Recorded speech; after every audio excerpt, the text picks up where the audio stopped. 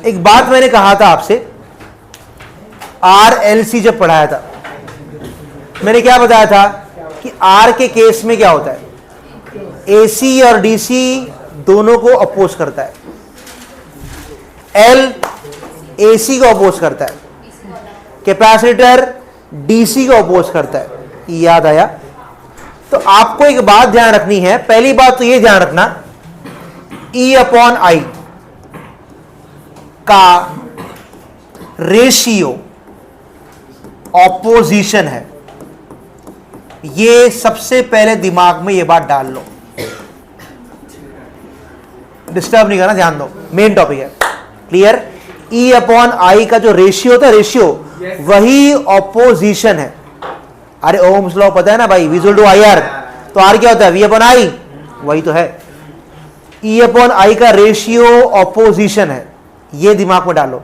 अब जरा पीछे जाओ, L का आंसर याद करो और C का आंसर याद करो। L के आंसर में I0 याद करो क्या था, E0/ωL, याद आया? और C के आंसर में I0 क्या था, E0ωC, याद आया? अरे हाँ ना बोलो।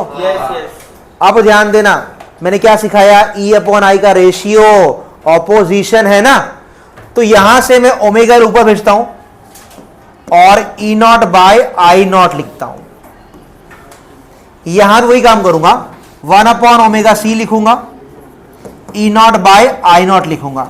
ध्यान देना, इसका जो रेशियो है वही ऑपोजिशन है, यहां भी और यहां भी। लेकिन ये बताओ, यहां अपोज कर कौन रहा है, इंडक्टर, यहां अपोज कर रहा है कैपेसिटर। तो मैं रेजिस्टर नहीं बोल सकता, मुझे नाम बदलना पड़ेगा, और वो नाम है, सुन लो, एक्सेल। ध्यान देना क्या है बता रहा हूं, एक्सेल रिएक्टेंस बोलते हैं। I repeat, reactance. सुन लो क्या है रिएक्टेंस, कब बोलोगे ध्यान रखना, रिएक्टेंस, ध्यान देना, सिंपल ध्यान रखना, जब रेजिस्टर अपोज करता है हम रेजिस्टेंस बोलेंगे, लेकिन जब L और C अपोज करता है तो हम रिएक्टेंस बोलते हैं। समझा फर्क? ये भी ऑपोजिशन ही है, by whom, L and C। समझा? ये क्या होता है, opposition, opposition offered by L and C। समझा? L और बोलो, L और C। समझा? इसका दो सिंबल होता है, एक्सेल, XC। एक्सेल कब यूज करोगे, जब इंडक्टर आएगा, XC जब कैपेसिटर आएगा।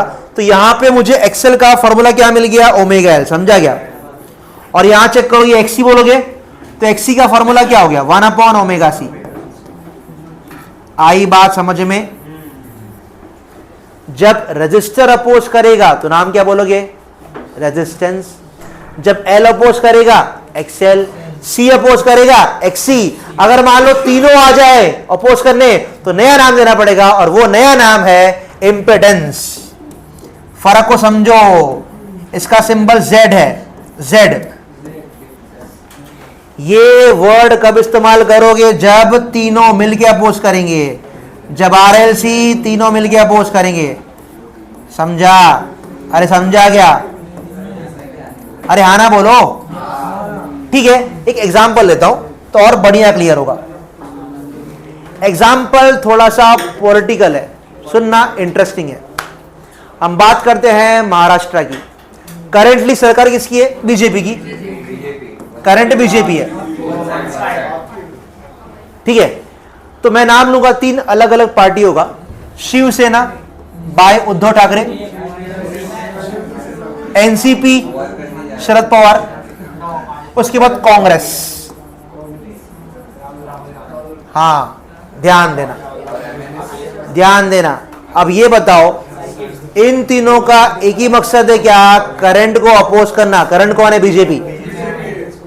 लेकिन अब ये बताओ, क्या मैं बोल सकता हूं तीनों शिवसेना है, तीनों कांग्रेस है, तीनों एनसीपी है? नहीं ना, मुझे नाम अलग अलग असाइन करना पड़ेगा ना भाई।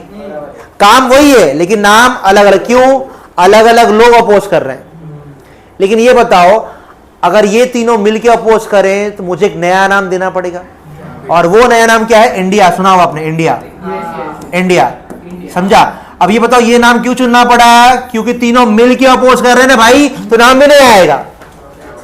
समझ में आया? तो सेम वे से अगर एल अपोज किया तो क्या बोलोगे? एक्सएल। सी अपोज किया एक्सी, मिलके अपोज किए जेड, इंपेडेंस।